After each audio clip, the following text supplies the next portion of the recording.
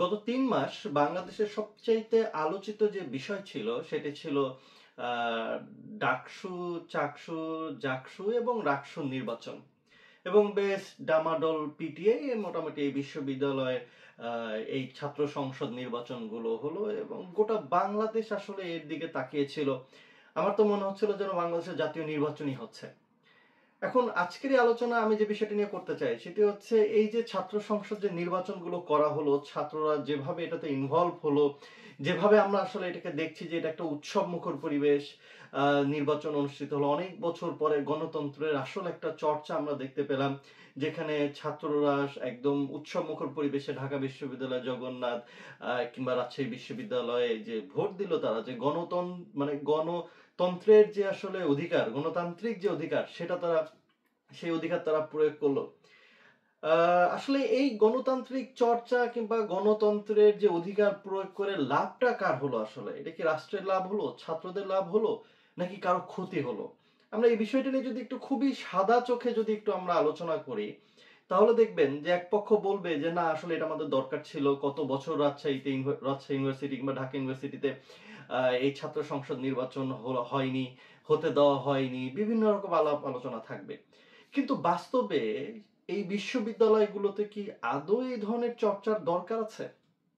এই ধরনের চর্চা, এই ধরনের, এই যে দেখেন রাজশাহী বিশ্ববিদ্যালয়ে গত 2 দিন আগে যে রাকসুন যে নির্বাচন হলো, এতে যে পরিমাণ বিশ্ববিদ্যালয়ের শিক্ষার্থীরা এটা ইনভলভ হলো, বিশেষ করে আমি প্রার্থীদের কথা বাদ দিলাম, কিন্তু যারা শিক্ষার্থী, যারা আসলে ভোট দিল, তাদের নেতা নির্বাচন করলো, তারা যে পরিমাণ এটার পিছনে সময় দিল গত 1 মাসে, আমি যদি ধরে নিই যে রাজশাহী বিশ্ববিদ্যালয় 25 থেকে 30 হাজার স্টুডেন্ট, কারেন্ট স্টুডেন্ট আছে, সবাই যদি 1 ঘন্টা করে সময় দেয় গত 1 মাসে, তাহলেও অ্যাটলিস্ট 25,000 ঘন্টা নষ্ট হলো আর কি। আচ্ছা, আপনি বলতেই পারেন না, ওই 1 ঘন্টার বিনিময়ে তো আমরা গণতন্ত্র চর্চা করলাম, আমরা গণতন্ত্র পুনরুদ্ধার করলাম, এই গণতন্ত্র দিয়ে আমরা আমাদের দেশের আগামী ভবিষ্যতের যে নেতা, সেই নেতা আমরা নির্বাচিত করলাম আর কি, করে ফেললাম, বা সেই নেতার বীজ বপন হয়ে গেল এই ডাকসু বা রাকসু কিংবা জাকসু নির্বাচনে। কিন্তু আসলে কি তাই? আসলে কি ডাকসুর যিনি ভিপি হলেন কিংবা রাকসুর যিনি ভিপি হলেন, তিনি বাংলাদেশে আগামী 20 বছর পরে গিয়ে প্রধানমন্ত্রী হবেন, রাষ্ট্রপতি হবেন, কিংবা কোনো একটি মন্ত্রণালয়ের তিনি মন্ত্রী হবেন, এমন কি কোনো সম্ভাবনা আছে বা হয়েছে বিগত সময়ে? গত 20 বছর, আমি ধরেন গত 2001 থেকে 2025 সাল পর্যন্ত আমি আপনাদের, মানে যারা আমার ভিডিও দেখেন বা আমি আসলে যে এই যে আমি 2001 সাল থেকে বা 2000 সাল থেকে আমি বলতে পারি যে আমার চোখে দেখার অভিজ্ঞতা, যে গত 20 বছরে বিশ্ববিদ্যালয় থেকে যে সকল শিক্ষার্থী রাজনীতি করে বেরিয়েছে, তাদের ভিতরে আপনি 10 জন এমপি দেখান। রাজশাহী বিশ্ববিদ্যালয় অবশ্য একজন হয়েছিলেন, তিনি অবশ্য আমাদের আইনউদ্দিন পবার। তো তিনি কি কোয়ালিটির ছাত্র নেতা ছিলেন সেটা আমরা জানি বা দেখেছি, হোয়াট এভার, সেটা যাই হোক। আপনি আমাকে 10 জন বা 20 জন পার্লামেন্ট মেম্বার দেখেন যারা যারা বিশ্ববিদ্যালয়ে এই রাকসু ডাকসুর নেতা হয়ে আসলে তারা সংসদে গেছেন বা পলিসি মেকিং এ গেছেন, কিংবা তারা আসলে দেশের জন্য কাজ করেছেন। আপনি এরকম দেখাতে পারবেন না। আচ্ছা, এবার আসি, বিশ্ববিদ্যালয়গুলো কি আসলে আহ রাজনীতি চর্চা করার কি আসলে স্থান? বিশ্ববিদ্যালয় কি রাজনীতি চর্চার প্রকৃত স্থান বলে কি আপনার মনে হয়? আপনি আপনার সন্তানকে বিশ্ববিদ্যালয়ে কেন পাঠান? এই প্রশ্নের উত্তরটা কি?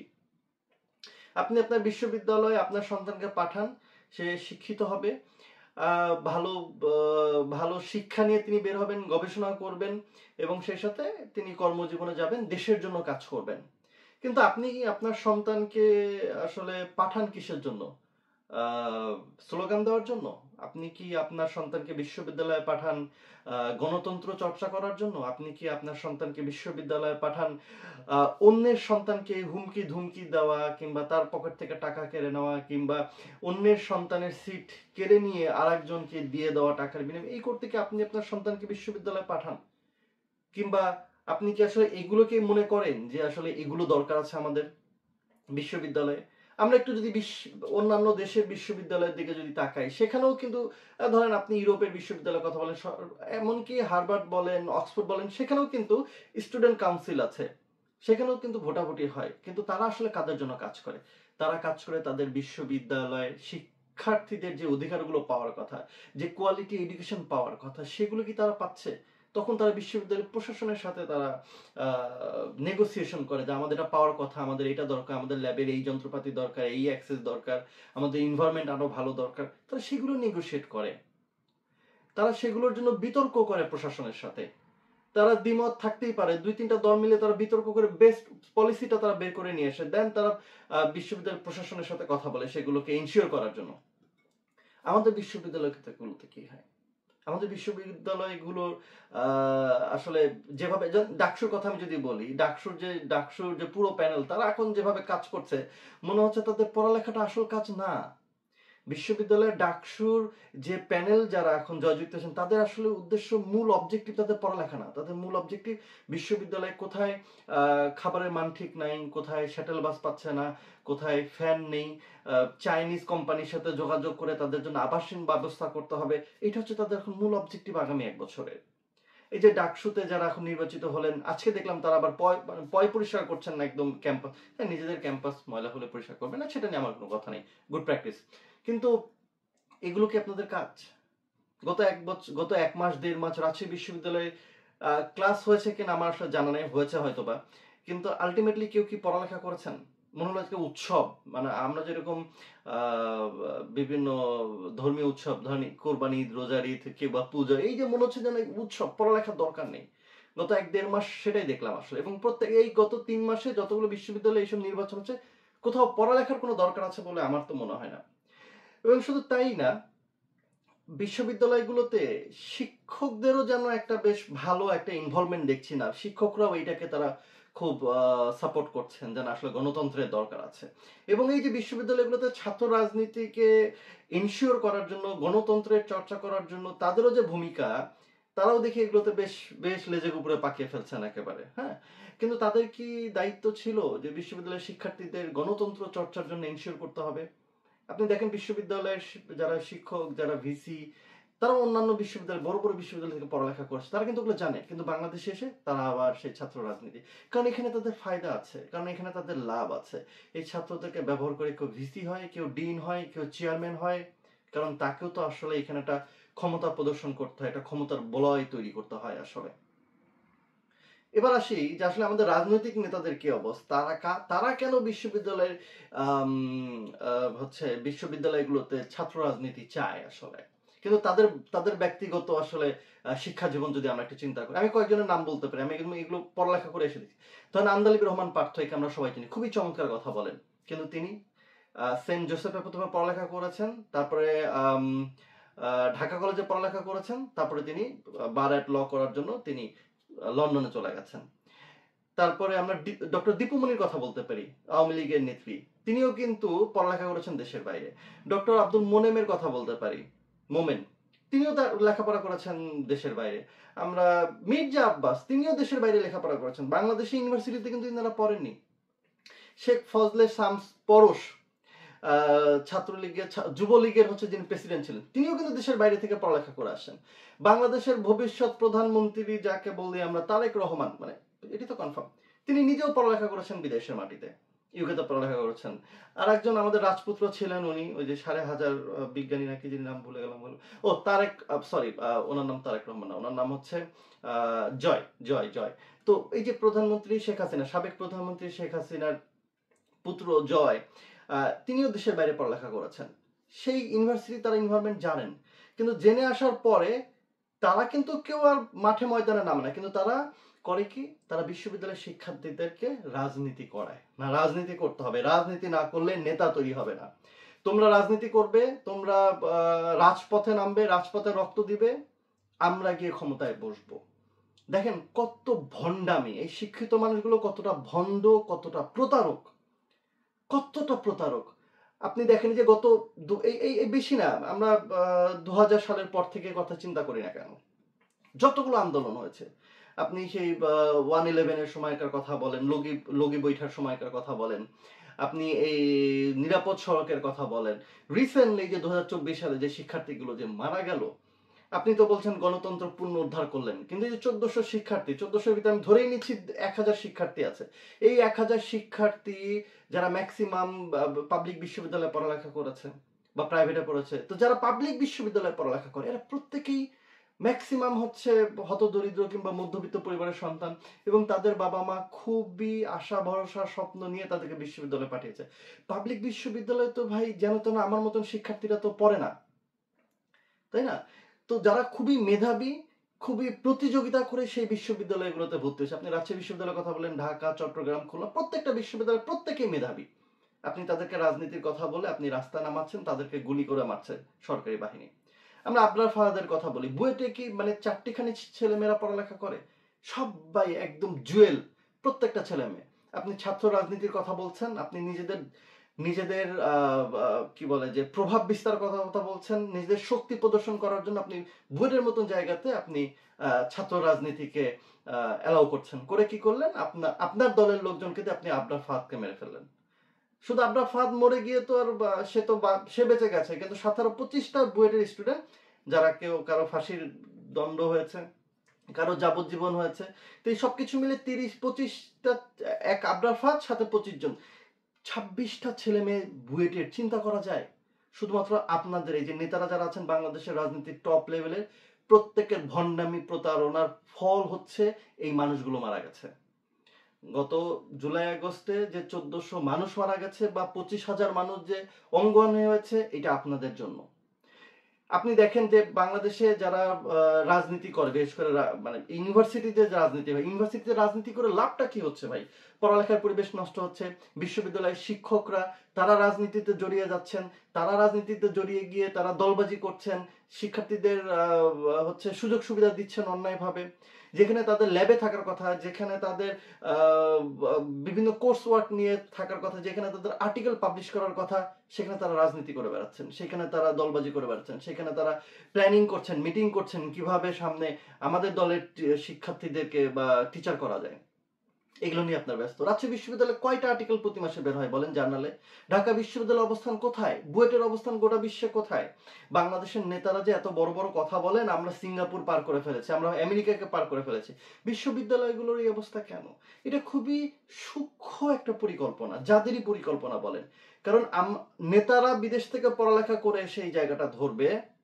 কারণ আচ্ছা ধরেন আমি আমি যে সকল নেতাদের কথা কিছু আগে বলেছি, রুমিন ফারহানার কথা বলছি, আমি আন্দালিব রহমান পার্থর কথা বলেছি, মির্জা আব্বাসের কথা বলেছি, ভাই আপনারা তো বিদেশে পড়ালেখা করেছেন, এসে এখানে বড় বড় কোম্পানিতে কাজ করেন, বড় বড় প্রতিষ্ঠান দেন, তাই না? না, ওনারা কিন্তু ওটা করেনি। ওনারা রাজনীতির পথটাকে বেছে নিয়েছেন, কারণ রাজনীতির পথে থাকলে হয় কি, 1000 কোটি টাকা ইনকাম করা যায়, এটা তারা খুব ভালো করে জানেন। কেন ভাই আন্দালিব রহমান পার্থ, রুমিন ফারহানা, আপনারা লন্ডনে থাকতেন, কারণ আপনারা ওখানে জানেন ওখানে $10,000 ইনকাম করতে যে পরিশ্রমটা হয়, এখানে একটা বড় প্রজেক্টে যদি আপনি কমিশন খান, তাতে তার 1000 গুণ আপনার ইনকাম হয়। আপনি ওটা খুব ভালোই জানেন। কিন্তু আপনি নিজের নিরাপদ জায়গায় পড়ালেখা করে এসছেন, কিন্তু আপনি বাংলাদেশে এসে গণতন্ত্রের নাম করে সাধারণ মানুষ, একদম নিম্ন মধ্যবিত্ত পরিবারের সন্তানদেরকে বলছেন গণতন্ত্র চর্চা করতে হবে, বিশ্ববিদ্যালয়ের ছাত্রছাত্রীদেরকে রাজপথে নামতে হবে, দেশের পরিবর্তন আনতে হবে। কই, আপনি তো ভাই স্টুডেন্ট লাইফে তো আপনি অনার্স মাস্টার্স তো ভাই বাংলাদেশে করেননি। আপনার তখন দেশপ্রেম কোথায় ছিল? আপনারা হচ্ছেন ভয়ঙ্কর রকমের ভণ্ড প্রতারক। আপনারা চান এই দেশে যারা মেধাবী শিক্ষার্থী পাবলিক বিশ্ববিদ্যালয়, প্রাইভেট বিশ্ববিদ্যালয়ে পড়ে, আপনারা তাদেরকে দিয়ে নিজেদের ক্ষমতার সিটটা কনফার্ম করতে চান। এতে মরে মরুক, সমস্যা নাই। আপনি বলেন বাংলাদেশে 350টা এমপি যারা ছিলেন এর আগে, তাদের কয়টা সন্তান রাজপথে ছিল কতদিন? তাদের আত্মীয় স্বজনের কি অবস্থা? বিভিন্ন জায়গায় সুযোগ সুবিধা নেওয়ার বেলায় কিন্তু তারা আছেন। কিন্তু দেখেন বিশ্ববিদ্যালয়ের কয়জন নেতা, সেটা বিএনপি হোক, ছাত্রদল হোক, ছাত্রলীগের হোক, তারা কয়জন বিসিএস ক্যাডার হয়েছে বলেন তো একটু? ধরেন এরা তো সব থেকে মেধাবী। দেখেন যারা বিসিএস ক্যাডার হচ্ছে, যারা সরকারি চাকরি পেয়েছে, তারা কিন্তু খুবই কোণঠাসা ছিল বিশ্ববিদ্যালয়ে পড়ালেখার সময়। কারণ তারা ওই যে নিজের গা বাঁচিয়ে চলে একটা পর্যায়ে গিয়ে তারা ওই জায়গায় হয়েছে।